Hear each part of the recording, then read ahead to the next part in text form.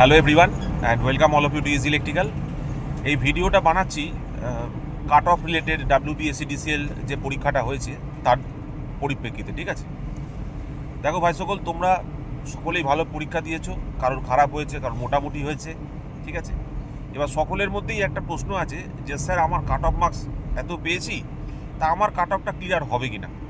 দেখো, এই ধরনের কাট অফের ডিসকাশন আমরা আগে বহুবার করেছি, এবং এই কাট অফ ডিসকাশনের মূল যে প্রবলেমটা হয় সেটা হচ্ছে স্টুডেন্টরা মনে করে যে আমরা কোনো একটা বিজনেস পারপাসে এই কাট অফের ব্যাপারটা করি আর কি। ঠিক আছে, সেই কাট অফের আইডিয়াটা দেওয়ার জন্য আমরা জেনারেলি ওই ভিডিওগুলো বানাই। ঠিক আছে, কোনো বিজনেস পারপাসে নয়। এবার যখনই আমরা এই ভিডিওগুলো করি তার সাথে সাথে আমাদের একটা তোমার ইন্টারভিউ গাইডেন্স প্রোগ্রাম, যে ইন্টারভিউর ব্যাচ, সেটা আমরা চালু করি। ঠিক আছে, তো সেই জন্য আমরা এখনও পর্যন্ত আমাদের যে ইন্টারভিউ গাইডেন্সের যে ব্যাচটা সেটাও আমরা চালু করিনি, 1 নম্বর। আর 2 নম্বর হচ্ছে আমরা কাট অফ ব্যাপারে কিছু বলিও নি, কাট অফ কোথায় কত যাবে। কিন্তু তোমরা মাল্টিপল টাইমস ফোন করছো, মাল্টিপল টাইমস হোয়াটসঅ্যাপ করছো, তোমাদের এই ব্যাপারটা আমি বুঝতে পারছি যে আমি যদি বলি যে তোমাদের হবে, যে এই কাট অফটা তোমার ক্লিয়ার হয়েছে, তুমি এবার প্রিপারেশান নাও, তাহলে তোমরা একটা মানসিক বল পাবে, সেটা আমি বুঝতে পারছি। কিন্তু এটাও তোমাদের বুঝতে হবে ভাই সকল, ঠিক আছে, যে এই যে কাট অফ, এই কাট অফ জানার পর, ঠিক আছে, ধরো আমি বললাম 50, ঠিক আছে, 50 থেকে 55-র মধ্যে, যেটা আমি অলরেডি বলেছি জেনারেলদের জন্য। ঠিক আছে, তো এই কাট অফটাই কাট অফ। এবার বাদ বাকি যাদের ক্যাটাগরি আছে, ধরো ওবিসি আছে, এসসি আছে, ওবিসিদের জন্য 5 নম্বর কম ধরবে, এসসিদের জন্য 10 নম্বর কম ধরবে, আর এসটিদের জন্য 15 নম্বর কম ধরবে।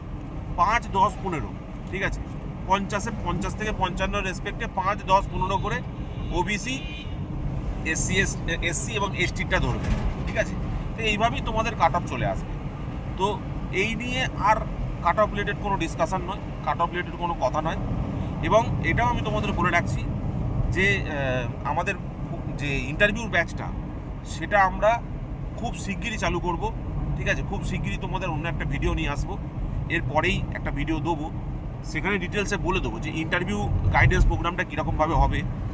আমরা যেটা প্ল্যান করছি সেই অনুযায়ী তোমাদের একটা রেকর্ডেড ব্যাচ, ঠিক আছে, মোটামুটি 6 মাসের জন্য অ্যাক্সেস দিয়ে দেওয়া হবে। আর আমরা কিছু ডেডিকেটেড ক্লাসেস রাখবো ডিসিএলের জন্য। ঠিক আছে, তো এগুলো সব থাকবে।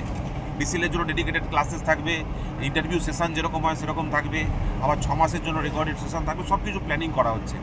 পুরো ব্যাপারটা হয়ে গেলে আমি একটা ডিটেলসের ভিডিও আজকেই সেরকম হলে পারলে তোমাদের বিকেলবেলা দিয়ে দেবো।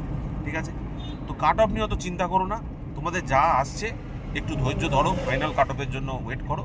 বাট আমার যেটা মনে হচ্ছে 50 থেকে 55-র মধ্যে ইউআর কাট অফ মার্কস যাবে।